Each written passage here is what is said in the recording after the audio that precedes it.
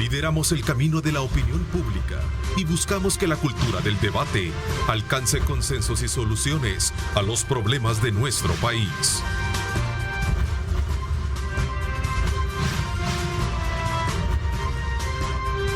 Diálogo con Ernesto López. Buenos días, ¿cómo están? Qué placer enorme nuevamente estar con ustedes.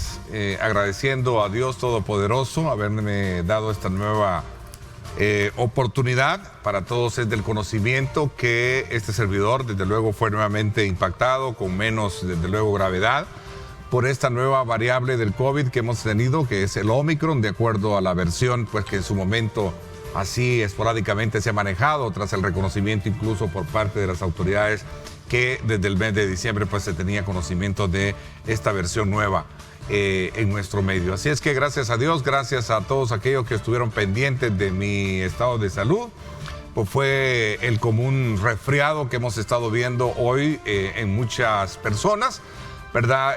Dolor de cabeza y una esporádica tos. Ese fue el proceso que durante 5 días se mantuvo y luego, pues, pero siempre siendo, como lo he dicho desde un principio, tenemos que ser responsables que a la hora de tener síntomas de esa naturaleza, para evitar más contagios es importante confinarse, es decir, encerrarse, ¿verdad?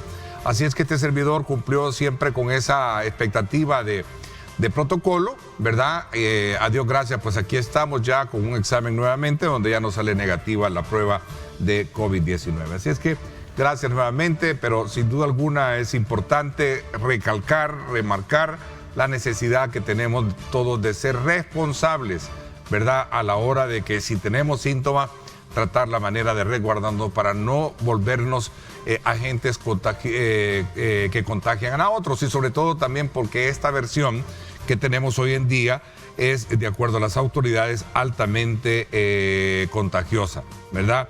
Esta amenaza, desde luego, es que tenemos hoy en día en el mundo y que ahora en El Salvador se tiene. Pero también alrededor de todo esto hay muchas dudas que se están generando, especialmente cuando se trata, bueno, ¿y qué es lo que está pasando para activar todo el sistema de emergencia a efecto de que hayan no aglomeraciones en los laboratorios, donde es una gran cantidad de personas que llegan con síntomas de gripe, resfríos, tos y tienen que hacer largas colas precisamente para hacerse la prueba? Esa es la gran pregunta. Bueno, estaremos buscando tener lo que se le conoce en la jerga del estudio estadístico como la inmunidad del rebaño. ¿En qué consiste esa cuestión? En fin, hay tantas cosas que están ahí, como dicen, merodeando, y por consecuencia voy a darle la más cordial bienvenida a nuestros invitados esta mañana, que son conocedores del tema. Quiero darle la más cordial bienvenida al doctor Luis Merlo, médico epidemiólogo. Gracias por acompañarnos, doctor. Bienvenido. Gracias por acompañarnos. ¿Qué tal? Muy buenos días. Gracias por la invitación. Y aquí estamos para ver cómo desarrollamos de mejor manera el tema. Así es, en efecto. Va a ser de mucha ayuda, de mucha orientación y sobre todo también en el marco de las grandes inquietudes que se generan alrededor de este planteamiento que yo hice al principio del programa. Quiero darle la más cordial bienvenida al doctor Milton Brizuela, presidente del Colegio Médico de El Salvador. Por cierto, hasta ya entrega en el mes de febrero, ¿verdad? Sí. Bienvenido, doctor, gracias por acompañarnos. No, gracias, Ernesto, un placer interactuar con usted y con su audiencia. Aquí estamos para servirle.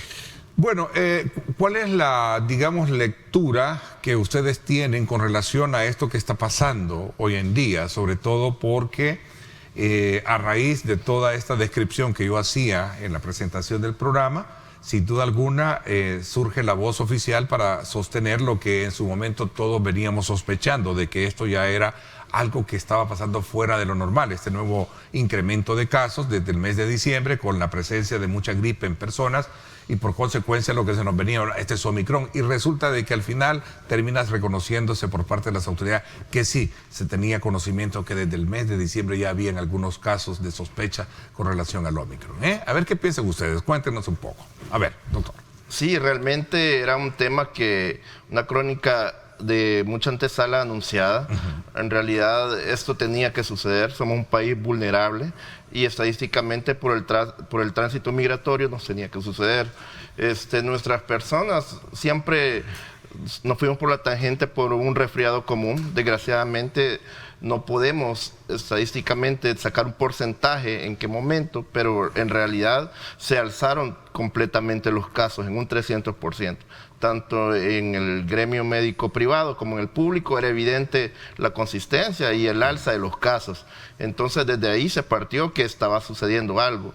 Realmente la similitud de COVID-19 con Omicron y también con Flurona es bastante similar. Entonces eso se daba la pauta para no sobreentender, pero realmente las autoridades y todo el gremio tenía un índice pues, del alza. Entonces algo estaba pasando, se nos estaba dando y enfrentando a otra nueva cepa. Doctor, eso lo llevó incluso a ustedes como colegio médico el pasado jueves a emitir un comunicado destacando algunos aspectos relacionados con lo que estamos abordando. Ahí teníamos la versión del ministro de Salud que decía lo siguiente: está confirmada la presencia clínicamente de Omicron en El Salvador desde diciembre, lo dijo en su declaración el día 20 de enero. Así es, en efecto. Y todavía, preocupante porque todavía el día 19 había dicho que no estaba circulando esa variante en nuestro país. Bueno, nosotros lo vemos con una gran preocupación. El aparecimiento de nuevas variantes del COVID es algo que se ha visto en el mundo, pues, y sabíamos que a El Salvador le iba a llegar su momento. Como ya lo mencionó el doctor, el alto flujo migratorio que existe entre los salvadoreños que viven fuera del país y nuestra patria, pues era evidente que nos iba a llegar. Además, por el levantamiento de las restricciones. Además, El Salvador es de los pocos países que no tenía ningún tipo de restricción, ¿verdad? No se pedía ni una prueba de antígenos o PCR, ni la cartilla de vacunación. Sí. Conozco de familias que vinieron procedentes de Estados Unidos y todos venían contagiados y no hubo ningún control específicamente en el aeropuerto. Sí. A nosotros realmente nos ha preocupado porque lo que pensábamos que iba a ser una cuarta ola se ha convertido en un tsunami de contagio. Y era porque venían a pasear, pues esta familia venían a pasear a El Salvador y todos venían con problemas.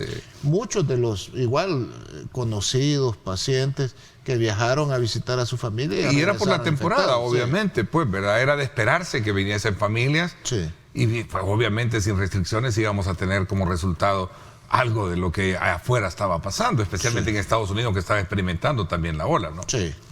Sí, entonces, como le decía, a nosotros nos preocupa porque normalmente cuando salen nuevas variantes, estas nuevas variantes tienden a ser las dominantes. Pero creo que haríamos mal nosotros en decir, mire, la variante Omicron solo causa un proceso catarral similar a una gripe común, porque siempre persiste la variante Delta. Y eso nos puede conllevar a que la gente confiada, que solo se va a enfermar de una gripita, pueda terminar hospitalizado en cuidados intensivos y pueda hasta fallecer, porque las variantes anteriores pues ya nos demostraron que eran capaces de eso. Y aún la variante Omicron, ya hay casos de personas que les ha dado con una infección de moderada a severa. A ver, pero ¿y estas muertes que se están de alguna manera manejando es por la letalidad o es por por el sistema ya afectado que tiene la persona, es decir, alguna enfermedad crónica? Porque dicen que solamente es contagioso, no letal.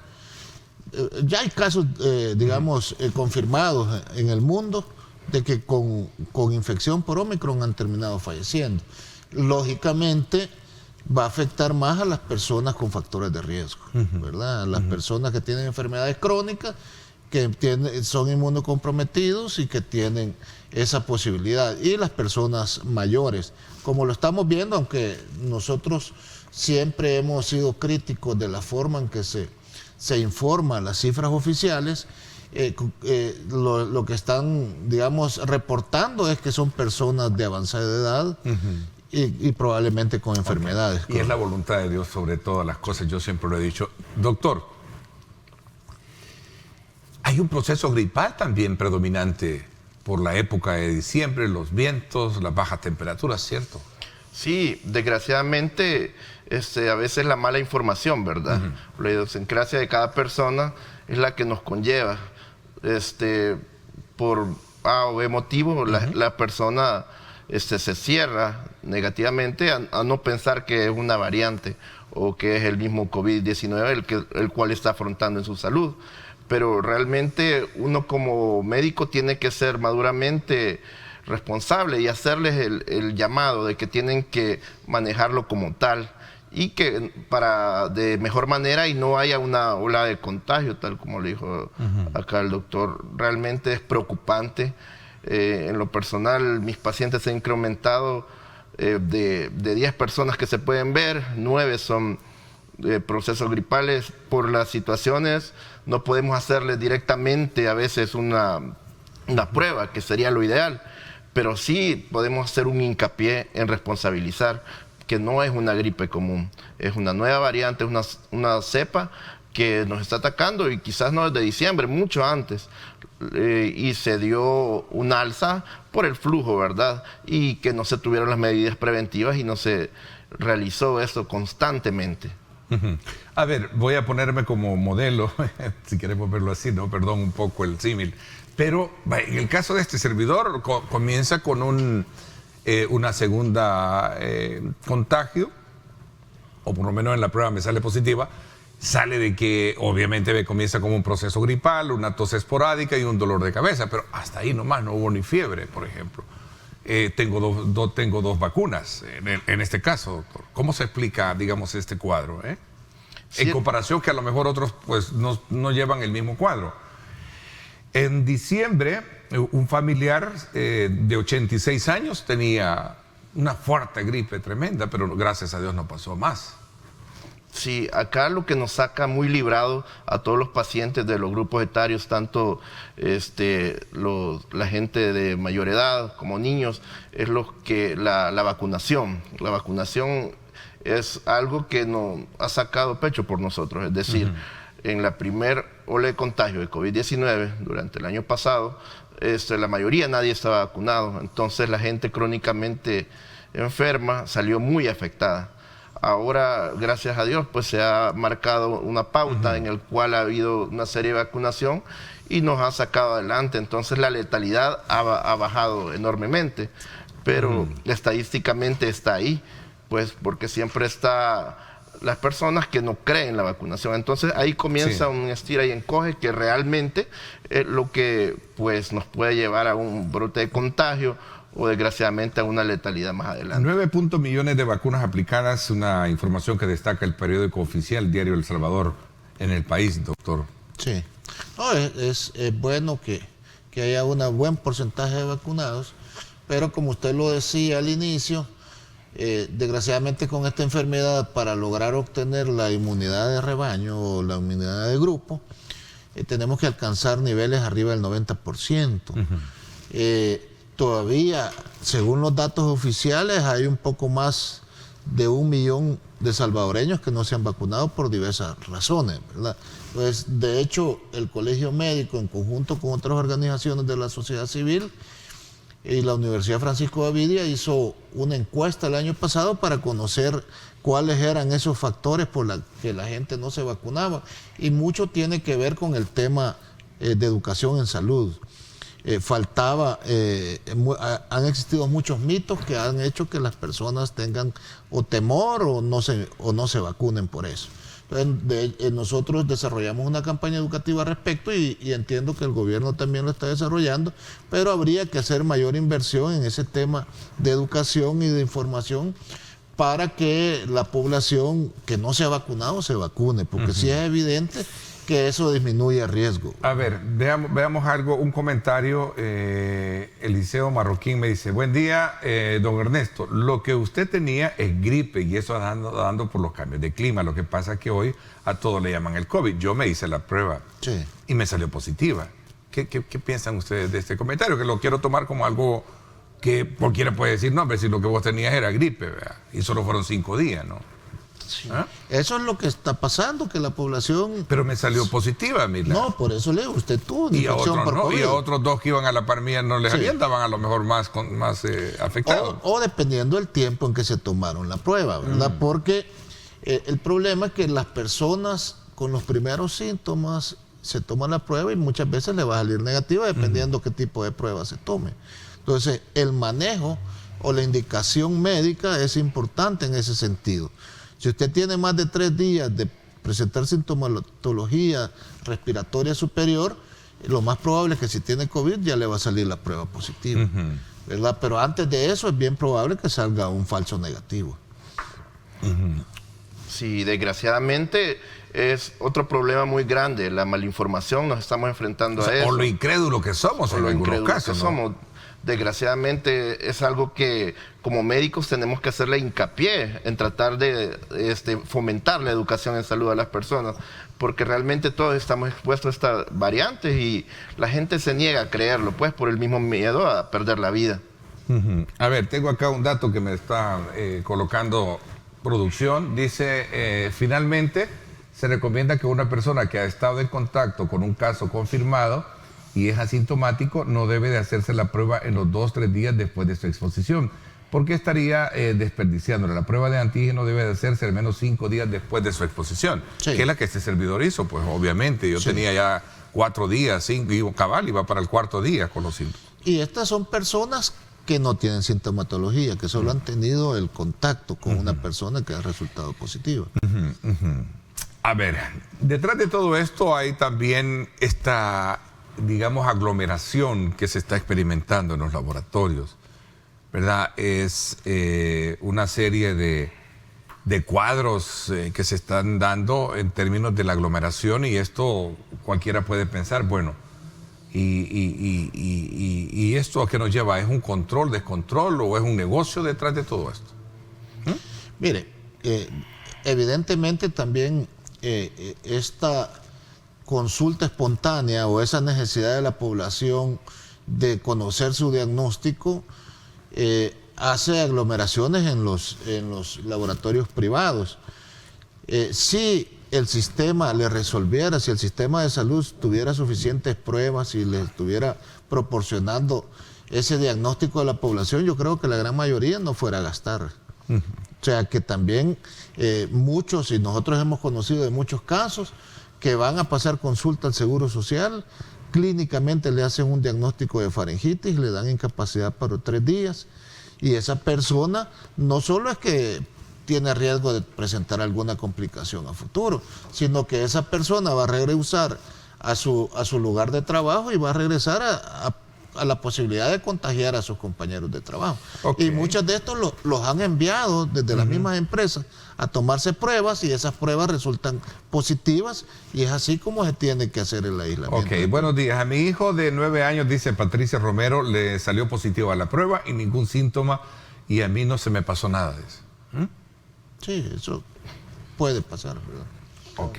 Desde el inicio, y este es un tema que entiendo ya hubo una postura por el Colegio Médico y que sorprendió desde luego a propios y extraños, doctor, el tema de reconocer desde que diciembre, como lo veíamos, se tenía conocimiento de la presencia de casos de Omicron en El Salvador. Mire, nosotros, como lo dijimos antes, Sí. Existía la sospecha clínica, porque realmente es el ministerio con sus dependencias el que tiene la voz oficial en el tema.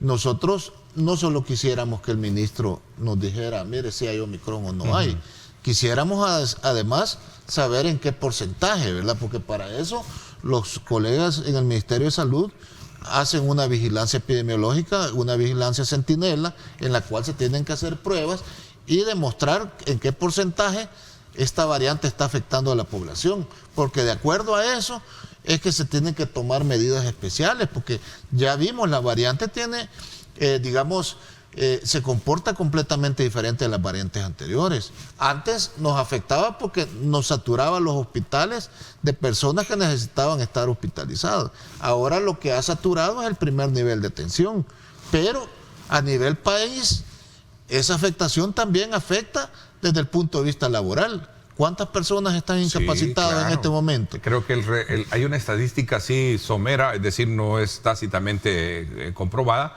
que anda el 25, casi el 40% en cada empresa del grado de afectación que estén teniendo. Y con la fácil de transmitirte esa enfermedad, ¿cuánto porcentaje va a estar en esta otra semana además y con incapacidad? Entonces, es algo que se tiene que adecuar a la variante, porque ya se comprobó y en otros países, por ejemplo, la incapacidad o el aislamiento por este tipo de variantes se hace menos tiempo, porque más rápido la persona deja de transmitir la enfermedad.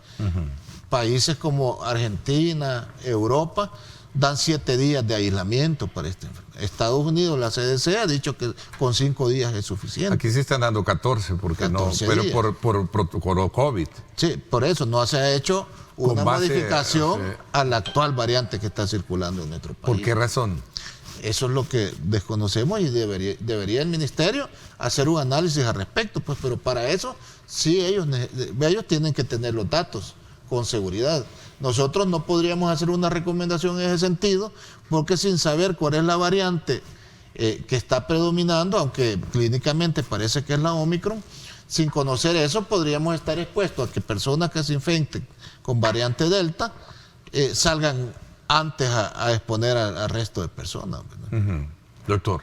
Sí, realmente es un tema muy complicado. En la situación de medicina no se puede perder el tiempo en cierto sentido. Epidemiológicamente siempre hay un porcentaje centinela en el cual, cuando se dio el alza de contagios y enfermedades respiratorias, tipo noviembre-diciembre, se tuvo que actuar de la mejor manera. Y realmente se ha tratado de hacer, ¿verdad? Pero sí, esto de la variante, tanto Omicron, es un tema complicado. No hay que perder el tiempo. También ahora con Flurona, que es clínicamente casi los mismos signos y síntomas, solo que la variante es las erupciones a nivel cutáneo. Pero ¿Y eso lo tenemos hoy en día? ¿Tenemos Flurona en el país? no se ha dado el caso que... Si que nos ha costado identificar y aceptar que hemos Sí. tenido Omicron, pues, ¿cómo podemos asegurar que Bueno, tenemos en todo caso? El señor ministro de Salud salió asegurando que existía un caso de un De niño flurona. de un niño de 9 años. 9 años. Pero realmente la flurona es una coinfección. O sea, es un Que viene del COVID, Omicron COVID con influenza. O sea, que es una coinfección que ¿Y se los viene síntomas? dando ¿Y desde los el inicio. síntomas?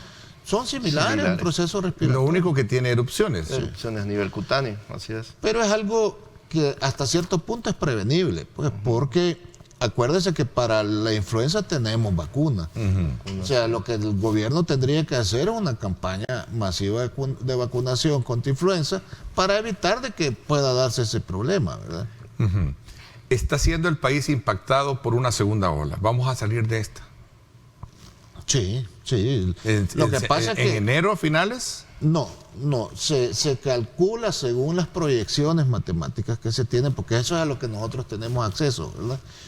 Se calcula que por la segunda, tercera semana de febrero se va a ir ya en la fase de descenso de estos casos y probablemente, como lo han dicho varios, esto pueda conllevar a que la enfermedad se vuelva una enfermedad endémica y que Que al final pues ya termine todos siendo sabemos que conviviendo ya con ella. vamos a convivir con ella, sí. A ver, hola, mi hijo se tomó la prueba, salió positivo y 3 días antes llamó al ministerio, 132, y han pasado 2 semanas y no recibo las medicinas. Pero sí entiendo que se están enviando medicinas. Muchas personas las exhiben diciendo de que sí se recibe.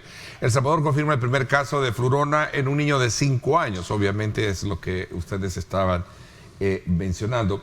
¿Por qué digo yo esto de ser impactado? Porque ustedes han sido críticos de la forma en cómo se ha manejado la información, ¿no? Sí. O sea, el ocultamiento de la información. Mire, nosotros tenemos claro que sin la información adecuada es bien difícil hacer un análisis objetivo, y siempre lo hemos dicho. Por ejemplo, durante esta ola de contagios, sería bueno conocer la cantidad de hospitalizaciones, cuáles de estas ¿Y el hospitalizaciones han hospital de El terminado. Salvador qué pasó? Ahí está funcionando, pero no tenemos una información clara desde la visión nuestra. Entiendo que está cerrado, ¿no? No, está funcionando. Está funcionando. Está funcionando. Al parecer, pero tiene pacientes. Sí, entiendo que anda arriba de 200 pacientes ingresados. No sé qué cantidad en cuidados intensivos y qué cantidad en encamados normales. Ese tipo de información es importante tenerla, porque eso les ayuda a los epidemiólogos a tomar decisiones de salud pública y qué es lo que van a hacer para informar a la población. Una población adecuadamente informada, Ernesto, va a tomar más precauciones, pues, porque si el mensaje es, como usted lo acaba de decir, el mensaje es: ya cerramos el hospital El Salvador, todo está bien, la gente salió en desbandada a la calle. Pues. Bueno, eso fue lo que pasó la vez anterior. Sí. Entonces, el problema es la forma que se está informando. Nosotros sí quisiéramos tener toda esa información, igual con el tema de vacunación, como usted lo dice. Ha tenido cierto éxito la vacunación, ha habido una gran disponibilidad de vacunas, eso hay que reconocerlo, pero nosotros sí quisiéramos tener los datos de ese 1.300.000 personas que no se han vacunado, en qué grupo etario están, en qué zona geográfica están, porque todo eso va a orientar a los expertos a tomar decisiones de cómo educar a la población. La gran pregunta del millón, doctor, ¿y si estamos vacunados, por qué nos sigue golpeando el COVID? Realmente que inmunológicamente... Hay quienes piensan de que al final, detrás de todo esto, lo que hay, estuve viendo un foro de discusión de colegas de ustedes, extranjeros, la doctora Chindolina en la Argentina, estuvo la doctora Rodríguez, estuvieron unos doctores de República Dominicana, creo que de México y Costa Rica. Y la verdad que hay mucho escepticismo de ellos como conocedores de la materia con relación a lo que se pretende con el tema de las vacunas. No sé, pregunto.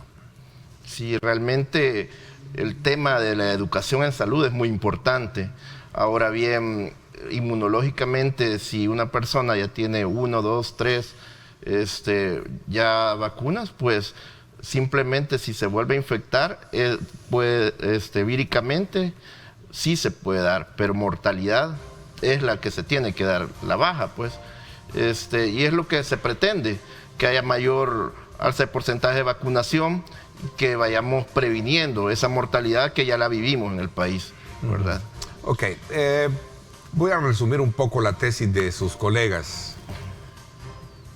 El mismo cuerpo está diseñado para poder defenderse con un sistema de inmunológico natural propio, pero cuando se colocan las vacunas, esta afecta precisamente con el tiempo el sistema de inmunidad inmunológico, lo cual lo vuelve más vulnerable al hombre. ¿Es cierto esto? Desde esa perspectiva, la tesis que plantean ellos y que son férreos opositores del tema de la vacunación. Me piden una pausa y regreso con ustedes para que sigamos hablando del tema, porque esta mañana era importante colocarlo sobre la plataforma que tenemos de comunicación. Gracias a todos nuestros buenos amigos que están, desde luego, opinando. Nos interesa interactuar con ustedes y por eso es necesario despejar todas estas dudas que están alrededor del tema. ¿Les parece? Voy a la pausa, 6:59. Gracias por estar con nosotros.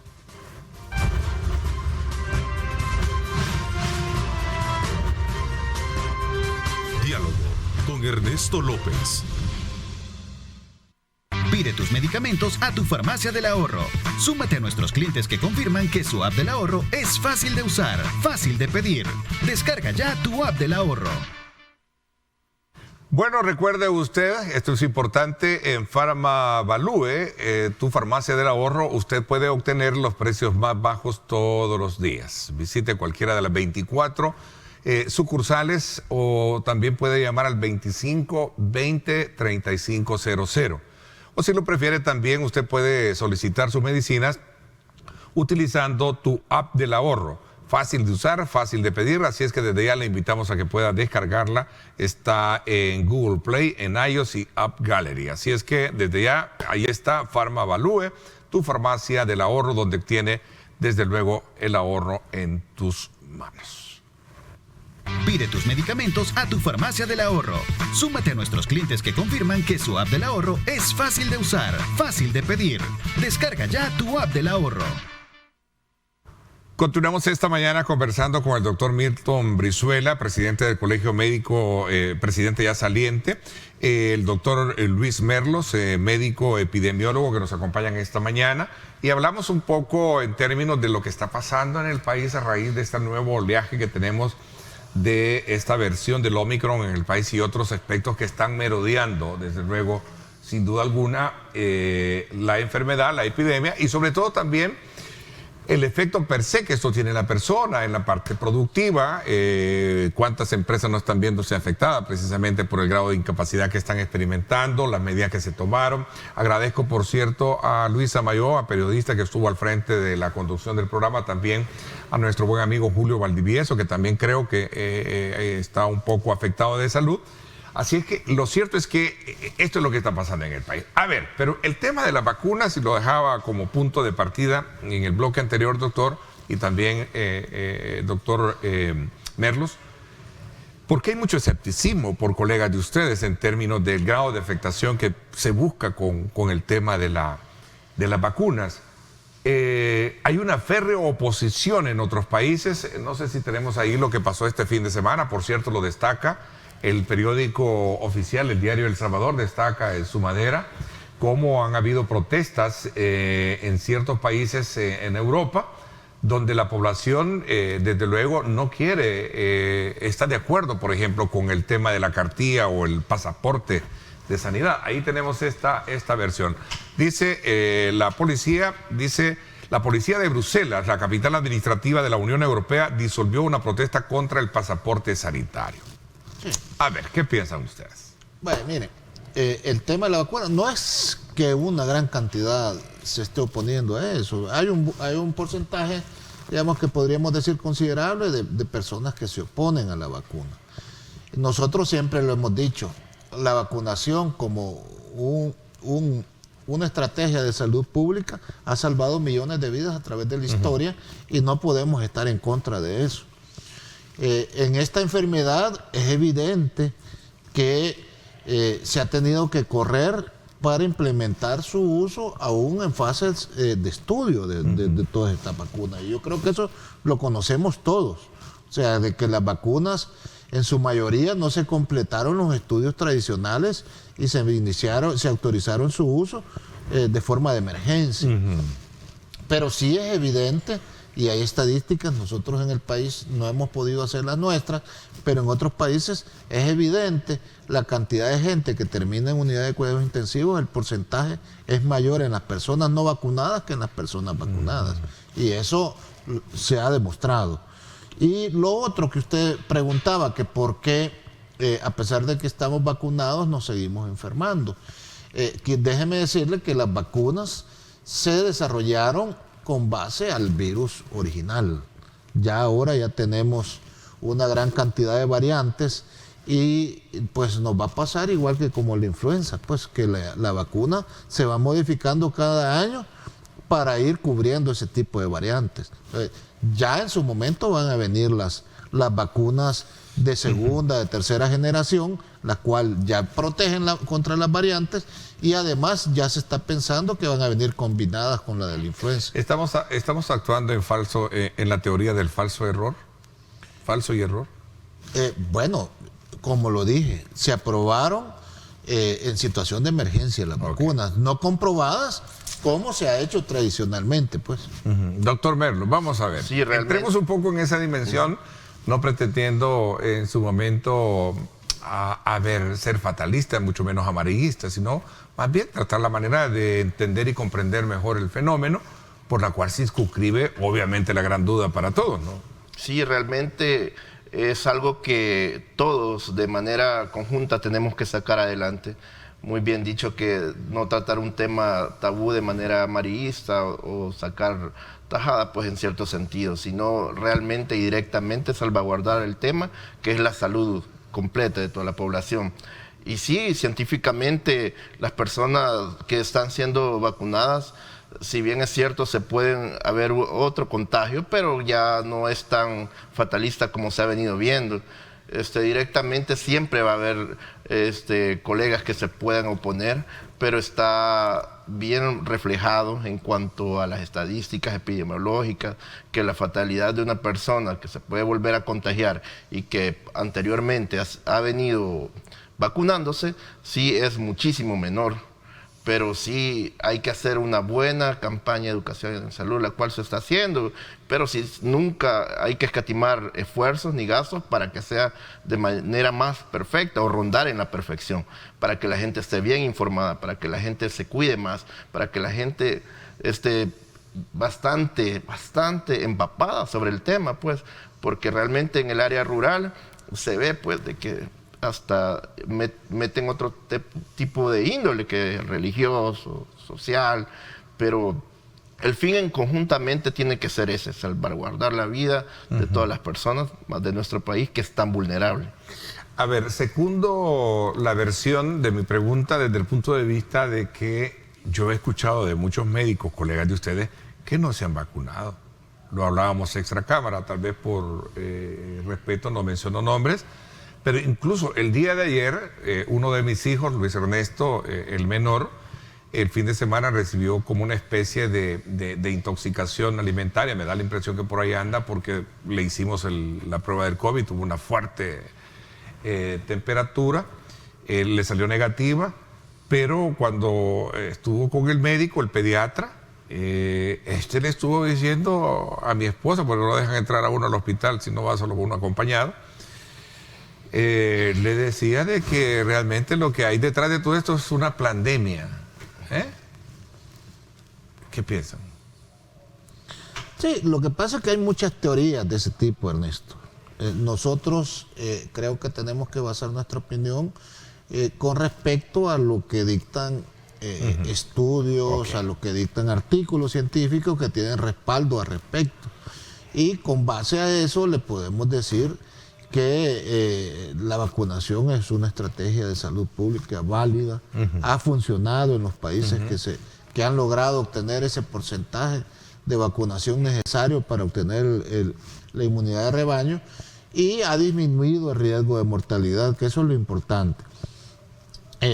Respetamos, la verdad que viviendo en un país democrático uno tiene que respetar las opiniones de los demás, y los que están a favor de uno y los que están en contra de las opiniones nuestras, tenemos que respetarlas y hacer discusiones científicas. Los médicos estamos acostumbrados a eso y a tener puntos de vista diferentes. Nosotros nos discutimos en congresos, en ese tipo de eventos, y estamos acostumbrados. Y en este caso específico del ejemplo que le ponía de estos médicos que recientemente tuvieron uno de los muchos foros digitales, la doctora Chindolina, estuvo la doctora Barrientos también, hay unos de Costa Rica. ¿Qué piensan de las posturas de ellos? Mire, la verdad que no vi el evento y se me hace difícil. Pero no varía mucho en lo que usted ya sabe, que ellos son opositores al tema y críticos de lo que se está manejando, que todo esto lo que busca es un proceso de medir los alcances que tiene un proceso de sumisión de la población a lo que podría ser un nuevo orden mundial que viene. Perdóneme un poco que voy a decirlo, pero se lo resumo así porque esa es la tesis de ellos. Utilizando el tema de las vacunas para tratar la manera de minimizar el grado de población que tenemos hoy en día, etcétera, etcétera. Pero son médicos, ¿eh? Sí, bueno, pero igual de todo hay en la viña del Señor, ¿verdad? Y hay profesionales que prevalecen ellos su mentalidad de otro tipo, religioso, de otro tipo de cosas, sobre el tema científico. Se me hace difícil, como le digo, decir no están en lo correcto o sí están en lo correcto, porque no los vi, pero por las posturas creo que ellos basan sus opiniones más en otro tipo de temas y no en el tema científico. Doctor, como epidemiólogo. Yo como epidemiólogo directamente sí, y también completamente mi postura es estar en desacuerdo, porque realmente pues estadísticamente y científicamente es lo que nos está sacando adelante. respeto completamente su postura, pero sí es totalmente en desacuerdo. La gente tiene que hacerse hincapié, educarse en salud y en base a todo lo que nos ha venido pasando, pues para que surja la esperanza en nosotros, que no vaya a haber un mayor índice o porcentaje de mortalidad.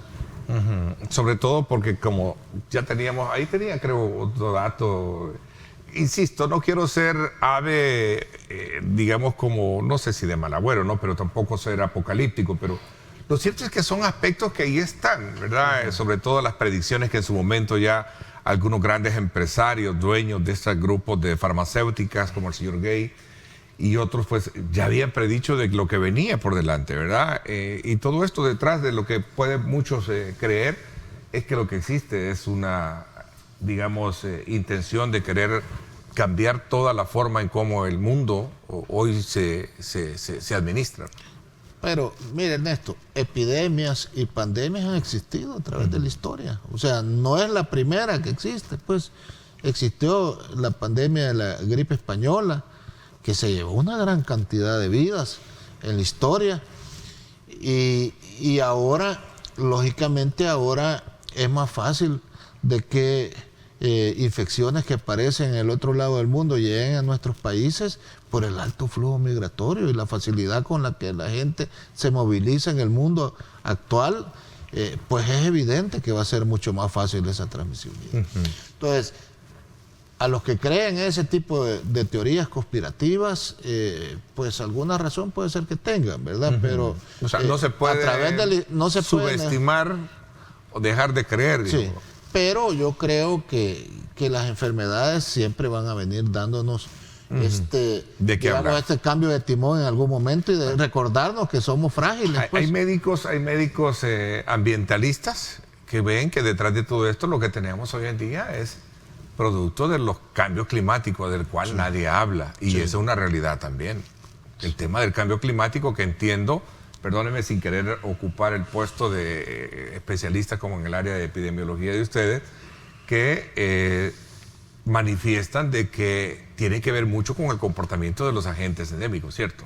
Sí, claro, todo agente endémico también tiene su auge, pues, y en el aumento de cualquier tipo de enfermedad.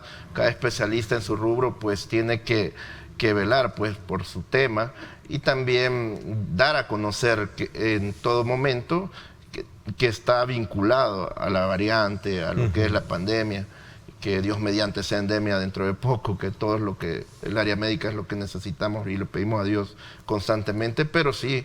que se vuelva endémico esto, a la cual podamos convivir, así de fácil. Así es. Al final vamos a tener que convivir, ya estamos conviviendo con ella, ¿no? Sí, claro que sí, Dios mediante eso pase, pues, y es lo que todos le apuntamos como gremio médico. Pero realmente todo especialista en su rubro tiene que dar por entendimiento y también dar a conocer su postura, pues, porque de esa manera ellos pueden dar su aporte a la ciencia. ¿Vamos a tener cura? Porque se habla hoy acerca de la cápsula, por ejemplo, Merck, también la tableta Pfizer, la vacuna per se, en fin. Sí, todavía estamos en procesos de estudios de toda la medicación, ¿verdad? Y hay que someterlas a la experiencia del uso, pues. Entonces, quizás lo que va a predominar en este momento es la prevención, ¿verdad? Todavía, a pesar de que han existido esos avances, que es gracias a la ciencia, pues, que tan a corto plazo se tengan ya alternativas, es algo bueno para el mundo, ¿verdad? Pero a pesar de eso, yo creo que lo que más importancia tiene es la prevención en este momento. Ok, vamos a tener un cambio en la estrategia de información y conexión con organismos tan importantes como es el Colegio Médico, ¿creen ustedes? Hoy con esta nueva, digamos, no sé si es como una especie de aceptación, de reconocer de que, como usted lo dijo al principio, no lo dije yo, un día antes dijo que no, pero el día siguiente sí, que desde diciembre. Entonces parece ser que hay cierta, digamos, como validez en decir de que lo que ha habido en el país es como un poco de ocultación de información. Bueno, yo sí desearía de que la gremial que aglutina a los médicos especialistas en el país, tuviera la oportunidad de dar su aporte para beneficio de la población Que salvadoreña. epidemiología tiene que ver mucho, Sí, infectología también, ¿no? Salud pública. Hay una gran cantidad de colegas planificadores en salud, educadores en salud. Todo eso vendría a ayudarle al pueblo salvadoreño, pues que es el fin principal de los profesionales médicos, ¿verdad? Entonces, yo sí quisiera que se diera ese espacio. Ojalá que si no lo hicieron en la gestión nuestra, lo hagan con la nueva gestión. Siempre aceptando que desde la independencia de una organización como la nuestra es válida la crítica a la gestión gubernamental, pues. Ok, voy a una pausa, me la piden y regresamos desde luego ya con las conclusiones de este tema que tiene que ver mucho con nuestro diario vivir, con todo el impacto que está generando precisamente en la parte productiva, ¿verdad? De la cual creo que es importante medir los alcances que esto puede tener y por cuánto tiempo. Y esto es lo que hemos tenido hoy en día. Voy a la pausa y regreso un poco el análisis concluyente. Muchísimas gracias a todos y cada uno de ustedes que están pendientes de nuestra señal, dando aportes con sus preguntas. Regresamos.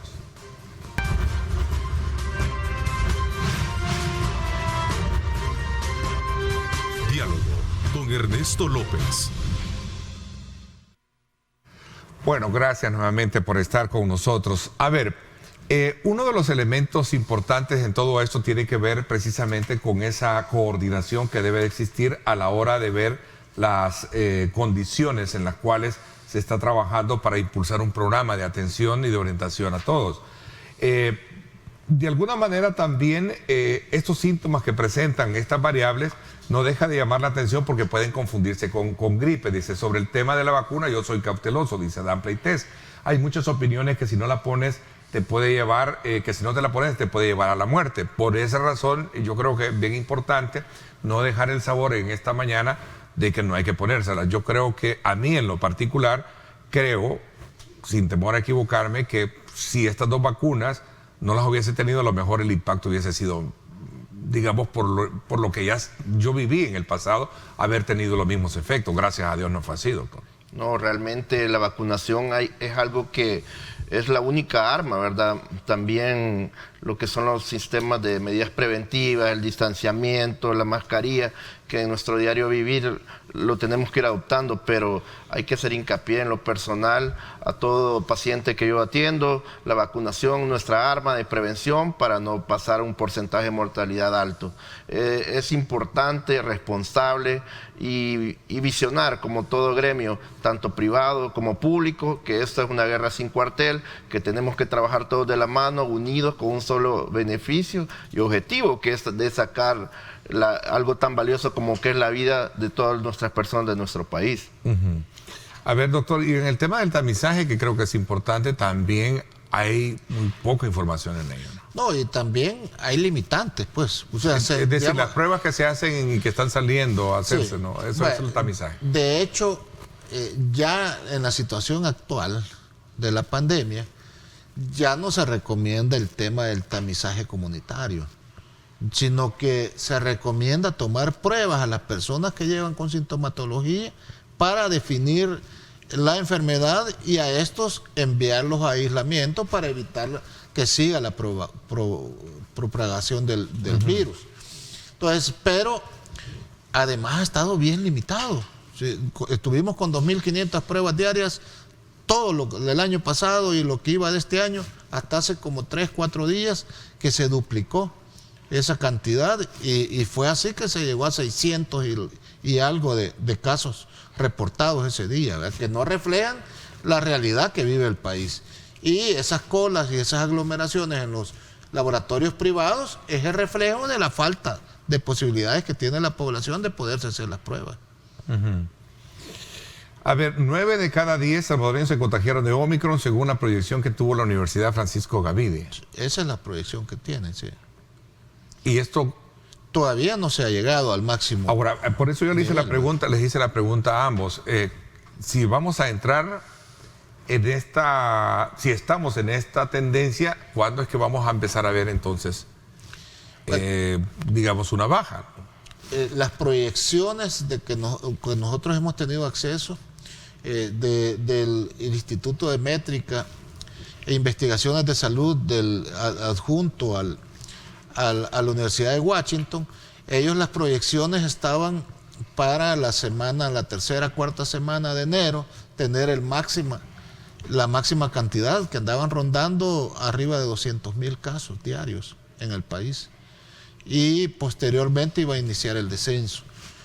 Las proyecciones, digamos, la cantidad, nosotros consideramos que estamos casi en el máximo pico de ascenso en este momento de la curva epidemiológica, esta que está reflejada ahí con los datos oficiales, pero las proyecciones dicen que aproximadamente en el país andan rondando esa cantidad de casos, arriba de 100,000 casos diarios. Ahí está la estadística, ¿no?, de lo que se está manejando hoy en día. ¿Sí? Sí. Vamos a ver, Adán Pleites, esta semana enterramos a otro conocido y que no estaba vacunado, estaba obeso y lo entubaron. Es muy triste lo que está pasando y viviendo el mundo. Dice. Sí. Bueno, esta enfermedad nos ha dado una gran cantidad de dolor, luto a la población salvadoreña. Nosotros como profesionales digamos, perdimos bastantes compañeros de trabajo, hombre. Familiares. Sí, hemos perdido familiares. Sí. Aquí hemos todo. A ver, Ernesto, dice Carlos Efraín Linares, la vacunación de niños mayores de 6 años. Por favor, ¿qué opinan? Ese es un buen tema también. Sí. A ver, cuéntenos un poquito, vayámonos sobre esa línea. ¿Qué pasa con los niños? Porque al principio dijo, vacunémonos, pero después dijeron que no se vacunaron y habían algunos niños que se vacunaron. Mire, nosotros, la Asociación de Pediatría de El Salvador recomendó que sí se vacunaran los menores de edad de ese grupo etario, pero que la vacuna debería de ser la vacuna Pfizer en presentación pediátrica, que es la que tiene estudios en ese grupo etario. En el país se inició a vacunar con Sinovac, no sé si lo siguen haciendo con ese tipo de vacunas, pero la recomendación de nuestros pediatras en el país es que se esperara que se tuviera la disponibilidad de este tipo de vacunas. No sabemos, por eso le dije que los datos serían importantes, porque si tuviéramos los datos, sabríamos cómo está vacunado este grupo etario. Sí. Siempre los extremos de la vida son los que salen más azotados cuando hay este tipo de ola de contagios, tanto adultos mayores como niños. Y si es la dosis adecuada con el mecanismo indicado, es lo más recomendable para que no haya una serie de contagios, que obviamente para nadie es un secreto que las circunstancias también de los niños se han vivido. Pues el porcentaje de contagio en niños ha sido alto, desgraciadamente. Pero si se da las dosis adecuadas, el mecanismo adecuado, también la marca adecuada, que es lo que todo sería ideal, pues sí, es lo más recomendable.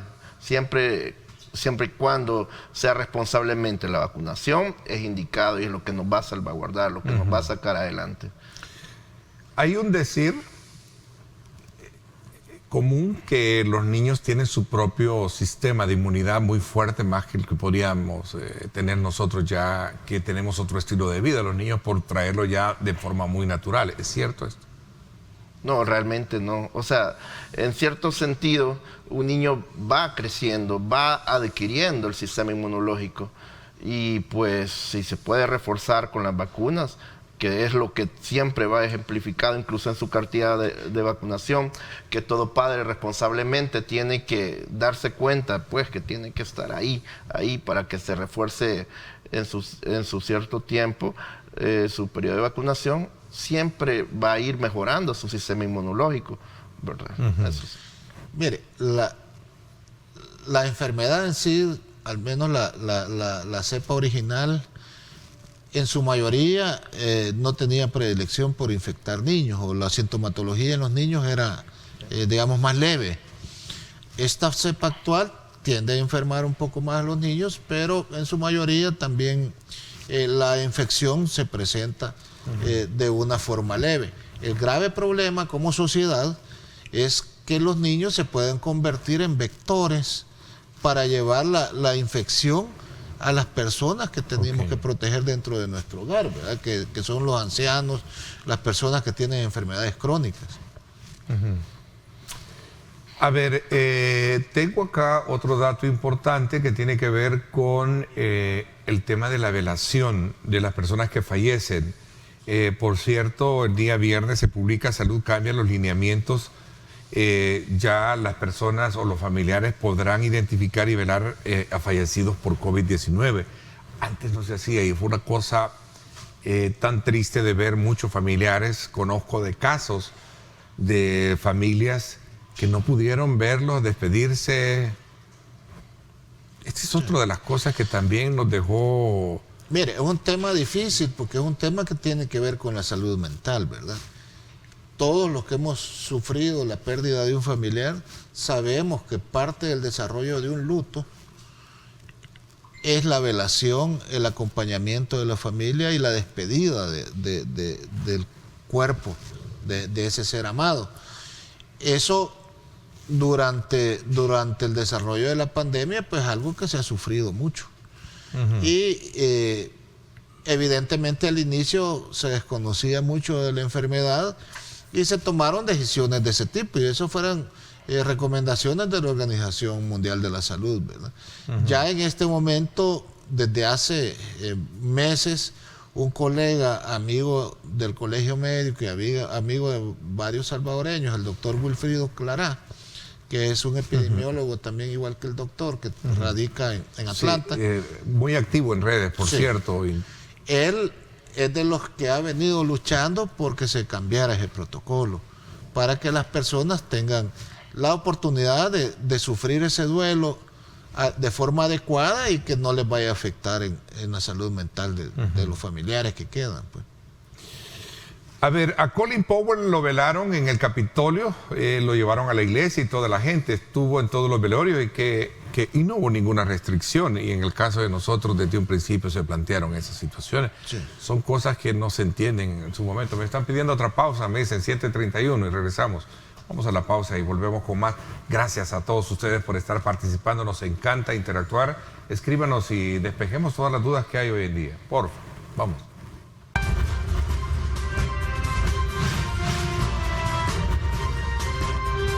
Diálogo con Ernesto López. Gracias nuevamente por estar con nosotros. Son cosas pero tan risibles que pasaron y nos dejó ese periodo crítico a la hora de la muerte de un familiar, sobre todo por los mecanismos que se utilizaban, ¿verdad? Le decían, mire, aquí va sellado, usted espérelo allá pasar, ¿verdad? Otros que se enterraron sin saber realmente que por qué había fallecido como tal. Sí. Hoy las cosas han cambiado con este nuevo método. Dicen que las autoridades van a emitir las nuevas disposiciones a partir de... Bueno, ya se emitieron entonces, ¿verdad? Sí. Recientemente. Sí, hay un nuevo protocolo al respecto y se permite ya la velación de estas personas. Pero aquí ponía el ejemplo a alguien, nos decía, mire, el señor Colin Powell, que fue el secretario de Estado, creo, ¿verdad? Colin Powell, en los Estados Unidos, que fue velado hasta en el Capitolio, pues, y murió de COVID.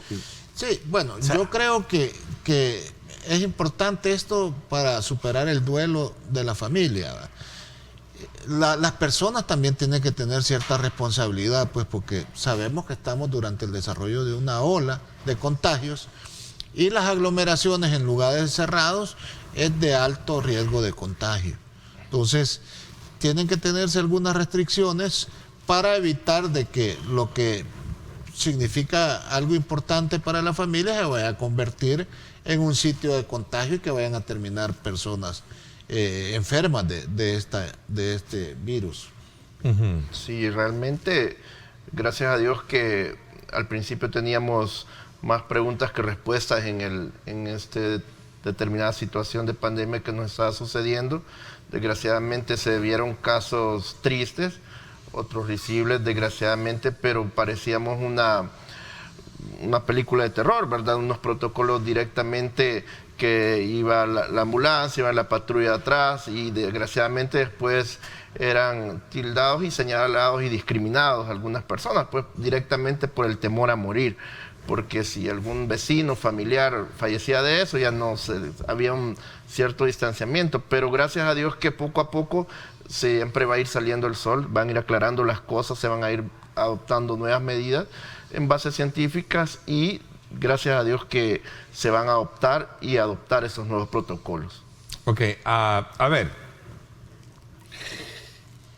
el tema de las clases también es otro de los grandes hitos que están en la discusión de la población, y especialmente cuando se trata de ver de las condiciones de inclemencia en la que pasan los hijos a la hora de estar conectados en línea y no recibiendo una verdadera educación. ¿Cómo ustedes también están viendo este otro sector en la cual hay muchas preguntas que tienen que ver precisamente, bueno, ¿qué vamos a hacer con nuestra educación en el país? Entramos que por uno que salga con gripe, se cierra el colegio y nos vamos de nuevo al sistema de en línea, y son cosas que están pasando hoy en día. Doctor. Sí, mire, es un tema complejo, como usted lo dice, ¿verdad? Ya tenían ciertos avances con el tema de la educación por medios de tecnología de la información de forma virtual, y la pandemia lo que vino fue a acelerar que esto se diera de un día para otro. Muchos centros educativos no estaban preparados para implementar un tipo de educación de este tipo, y eso conllevó a que haya disminución en la calidad o en lo que han aprendido nuestros hijos. Evidentemente, en este momento es contraproducente desde el punto de vista epidemiológico que los niños vuelvan a recibir clases. Como lo dije anteriormente, el mayor riesgo no solo es para los niños que se pueden infectar, sino que también los niños pueden servir de vectores para llevar la enfermedad a sus hogares. Entonces eso es algo preocupante. Sí, directamente el confinamiento, el agrupamiento, más que todo en el sector de clases, es preocupante, pero en ese sentido tiene que abrirse la posibilidad de que haya un enlace directo con el sistema de educación y también el Ministerio de Salud para que haya una coordinación y que paulatinamente se vaya regresando a la normalidad. Directamente ahorita pues primeramente Dios este año sea de cambios y que de manera coordinada se vaya adoptando y regresando a las clases grupales, pues, pero de manera adecuada, con porcentaje indicado y paulatinamente. Ahora, todo el tema de las medidas que tienen que ver también con otras áreas de cierre o de apertura o de control que pueden tener, por ejemplo, restaurantes, bares, etcétera, ¿no? Porque esa era la gran contradicción que decían, incluso salió ese comentario de que el país de las contradicciones. Los niños no pueden ir a las aulas, pero sí se les permite a todos ir al estadio. ¿Se recuerdan de eso? Sí. Sí, directamente, en lo personal soy un amante del fútbol, pero sí la agrupación es algo que nos está sacando muchas canas verdes en esa situación. Bueno, los despido. Voy a aprovechar unos minutos, conversar con el ministro de Obras Públicas sobre nuevas obras. Gracias, les agradezco muchísimo a ambos como médicos la disponibilidad que tienen para acompañarnos y darnos a conocer, desde luego, su lectura con relación al manejo de la pandemia hoy en día, y que primeramente Dios salgamos de esto ya, ¿verdad? Al final se crea un escenario más endémico en la cual sepamos convivir y cuidarnos como siempre. Gracias, doctor, por habernos acompañado. Ernesto, siempre es un placer. Gracias también, doctor. Gracias. Te agradezco muchísimo. Bendiciones. Pausa y regreso a conversar con el ministro de Obras Públicas. Unos minutos y luego, pues, después de estos comerciales.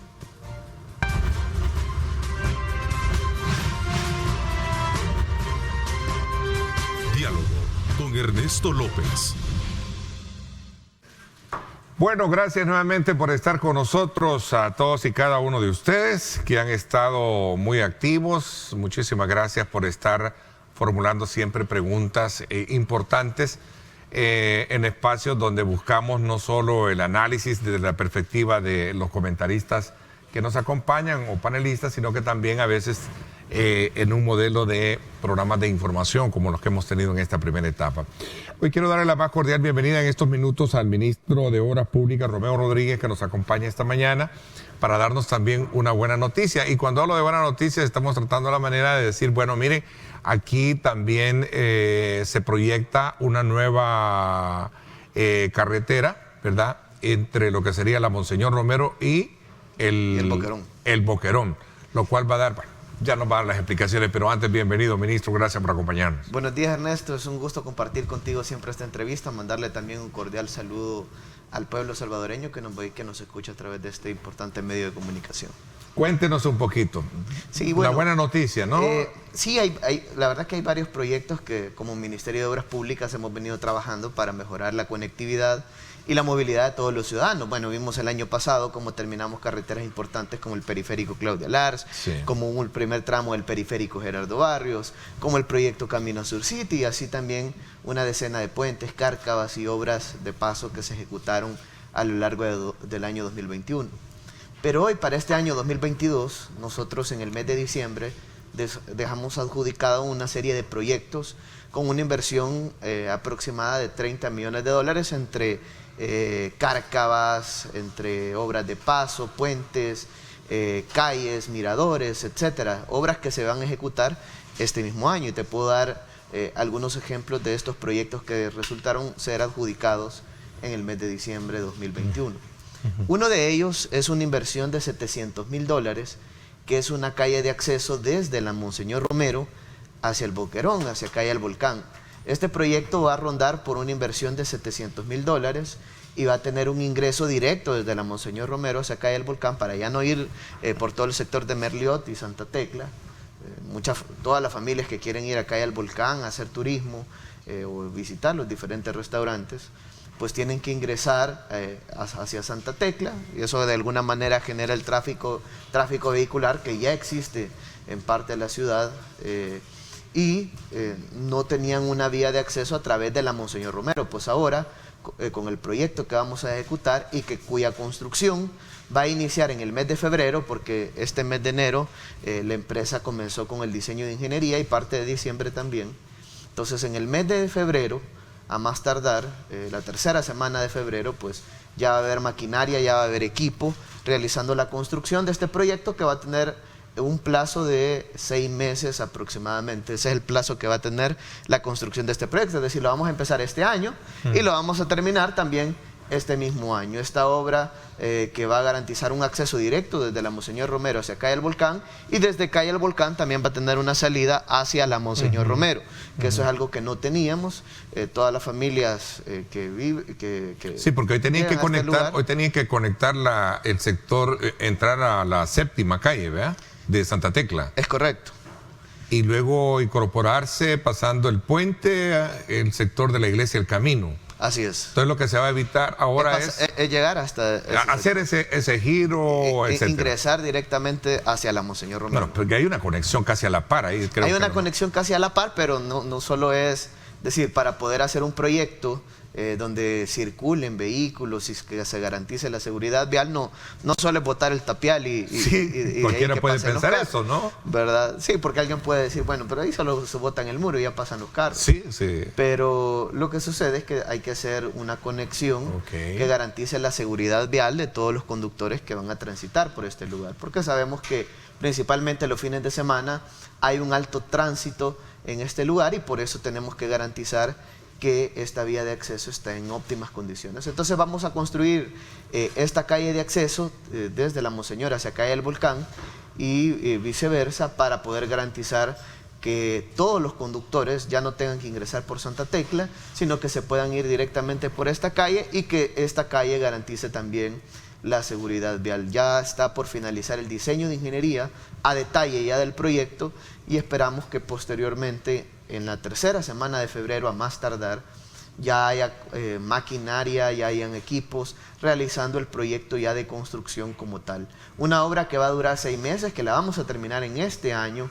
Es un proyecto más que se va a ejecutar a través del gobierno del presidente Nayib Bukele, y así como mencionaba, pues esta obra va a rondar cerca de $700.000, pero también hay otras obras más que vamos a estar ejecutando. Pues muchos ya pueden ver que estamos construyendo, por ejemplo, el paso a desnivel sobre el redondel Utila, que en el mes de febrero pues ya se van a empezar a construir las pilas, las cuatro pilas que va a llevar este paso a desnivel, que va va a mejorar la movilidad en el área metropolitana de San Salvador. Es una inversión de $6.3 millones, 5.8 millones para construcción, más la supervisión del proyecto, con lo cual vamos a garantizar que esta obra sea de calidad y que se garantice que se termine este mismo año también este gran proyecto. La buena noticia, vamos a ver la conexión directa que se va a hacer con Calle al Volcán, sin salirse del sector de la Monseñor Romero, ¿verdad?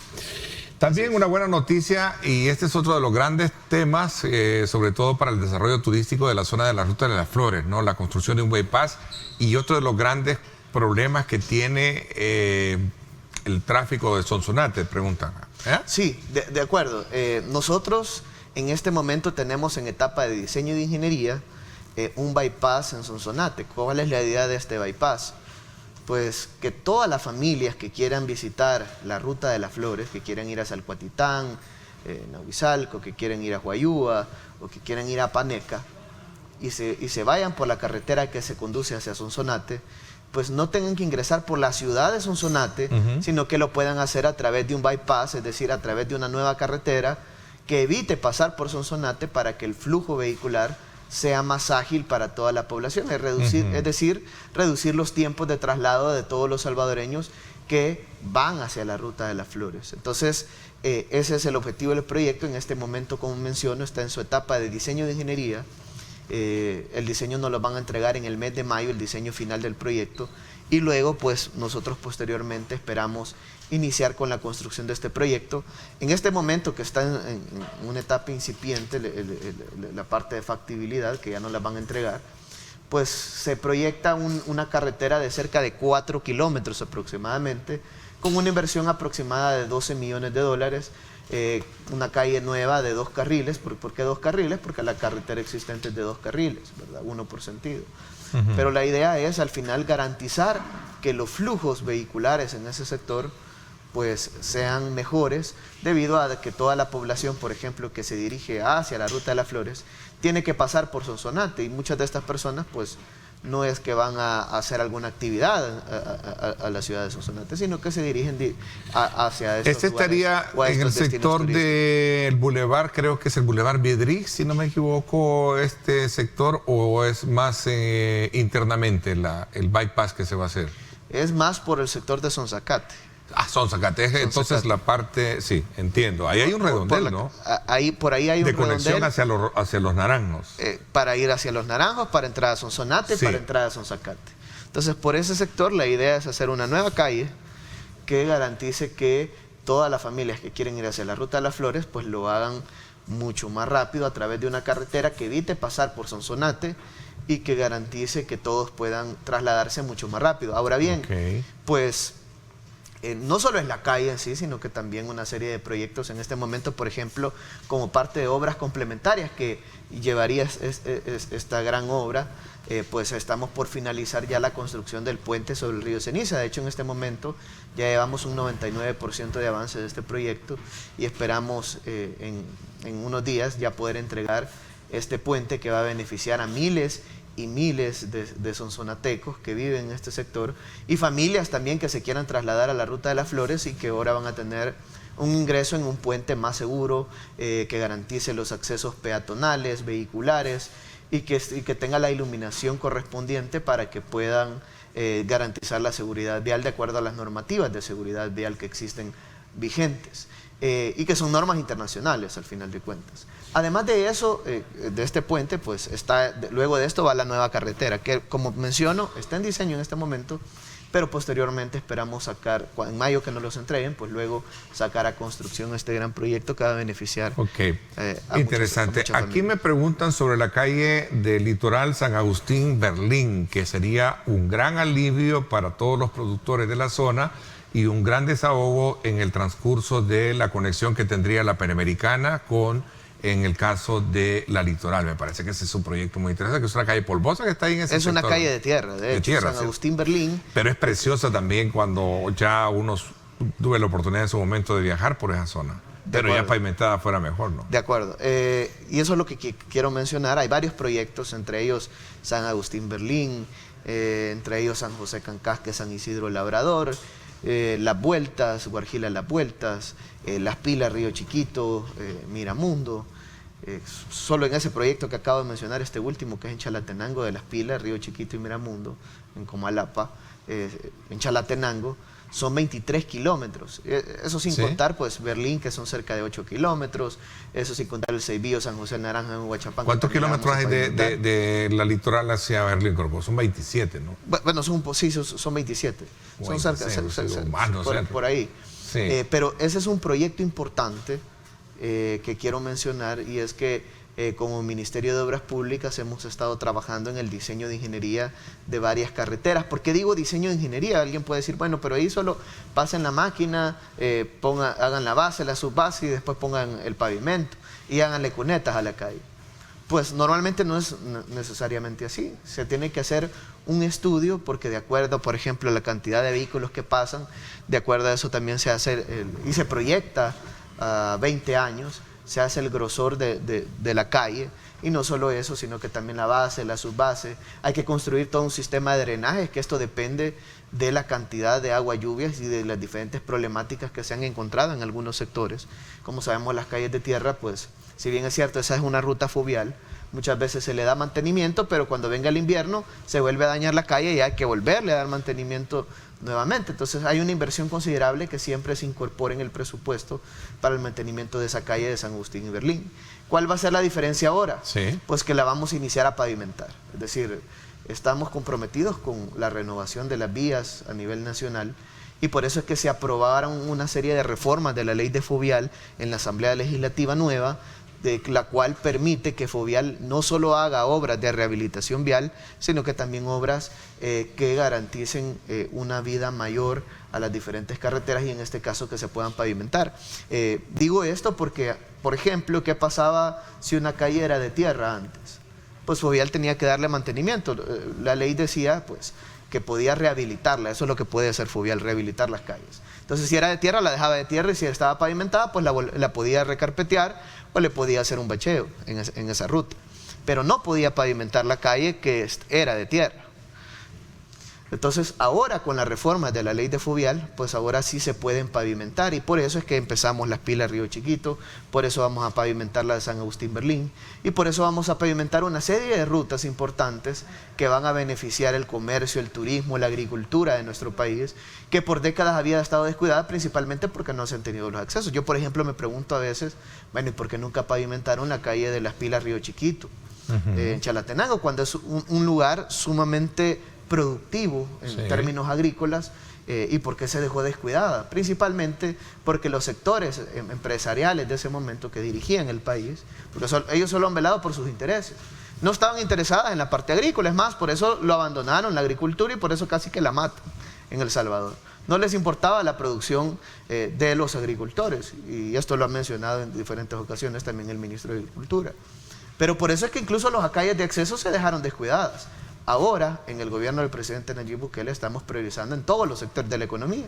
Uno de ellos es la agricultura, el turismo, entre otros. Y por eso es que se va a pavimentar esta calle de Las Pilas Río Chiquito, y la que tú mencionas también y que menciona el salvadoreño, la de San Agustín Berlín, que también es un bypass y que también al final va a beneficiar a miles y miles de personas que se dirigen en el sector del oriente del país, y que lamentablemente la calle había estado descuidada por décadas. Y que es uno de los grandes, digamos, apuestas que hoy en día se está manejando con esta nueva visión estratégica que se tiene por el turismo, por ejemplo, para toda esa zona que podría ser un buen desarrollo, y el tema de la productividad. Hay una zona eminentemente agrícola, ministro. Sí, de acuerdo. En el caso de Berlín y San Agustín, ¿no? De acuerdo. La conexión hacia ciudades, Jiquilisco, Usulután, San Marcos, no sé si es San Tierra Marcos. Blancas, Tierra Blanca. Zamorán, Jiquilisco, sí, es un sector bastante agrícola y también que al final, y además un potencial turístico que existe en esa zona, que lamentablemente se había descuidado.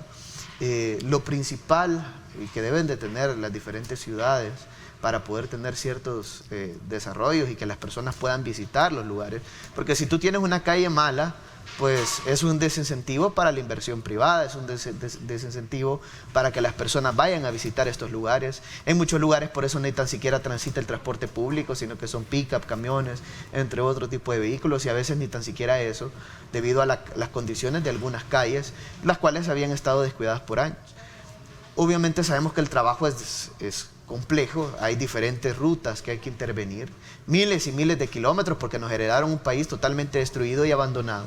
Pero ahora en el gobierno del presidente Nayib Bukele, y a través de todos estos cambios que se han hecho a través de la nueva asamblea, pues a través de Fovial, como menciono, pues vamos a poder comenzar no solo a darle mantenimiento a las calles que son de tierra, sino que vamos a comenzar a pavimentarlas, y eso es algo muy importante, porque además una calle que nosotros vayamos a pavimentar, pues luego va a haber que darle mantenimiento a los 12, 15 años aproximadamente. Es decir, vamos a pasar 12 o 15 años sin darle mantenimiento a esa calle, porque primero las calles tienen una garantía por parte de las empresas constructoras, y segundo que por la calidad y por la forma en la que se realizan estos proyectos, pues tienen una durabilidad. Entonces, al final nos vamos a ahorrar por 15 años la inversión en esa calle y la vamos a poder ejecutar esa inversión en otros lugares.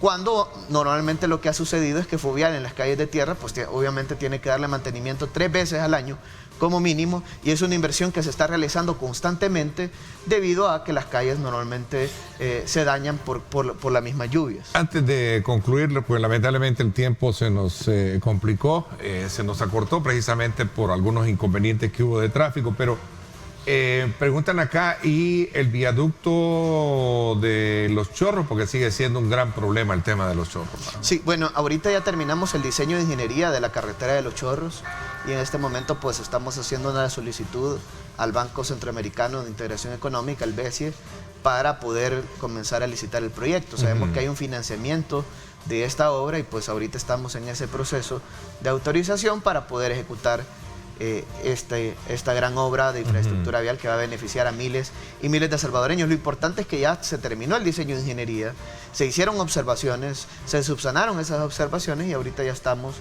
en el periodo para poder sacar a licitación el proyecto. Luego, pues posteriormente, que las empresas presenten ofertas, se adjudique la obra y empiece la construcción. No vamos a empezar con diseño, con factibilidad, ni nada de esto, porque esto ya se terminó, ya pasó ese periodo. En este momento lo que va a iniciar sería la construcción de este proyecto, que esperamos comenzar en los primeros 6 meses de este año, para que todos los salvadoreños que se conducen desde el occidente del país hacia el centro, pues lo puedan hacer de una manera más ágil y de una manera más segura, y no a través de una carretera que se derrumba cada año, que cada vez que llueve hemos visto deslaves, caídas de rocas, entre otro tipo de cosas, que han muerto salvadoreños, y que además se genera un gran tráfico vehicular en la zona, donde transitan más de 60.000 vehículos en promedio diario, pero que ahora, a través del gobierno del presidente Nayib Bukele, pues van a recibir una solución real y definitiva a la problemática que se da en este sector. Bueno, ministro, el tiempo se me fue. Quiero agradecerle el que nos haya acompañado. Más adelante, importante información que siempre nos tiene para conocer cómo están estos proyectos. Gracias por habernos acompañado. No, gracias a ti, y un saludo también a todos los salvadoreños que nos escucharon en esta entrevista. Gracias, ministro, y por supuesto a todos y cada uno de ustedes. Nuevamente, reiterarles mi agradecimiento por estar pendiente por el estado de salud de este servidor. Gracias a Dios, aquí estamos ya nuevamente, agradeciendo a todos y cada uno también de mis compañeros que estuvieron muy atentos a seguir siempre el curso del trabajo acá en esta entrevista. Así es que, gracias, los espero en radio hoy a las 7 de la noche, también importante información. Gracias, pásenla bien, y como siempre recuerden lo más importante, amar a Dios sobre todas las cosas. Lideramos el camino de la opinión pública y buscamos que la cultura del debate alcance consensos y soluciones a los problemas de nuestro país.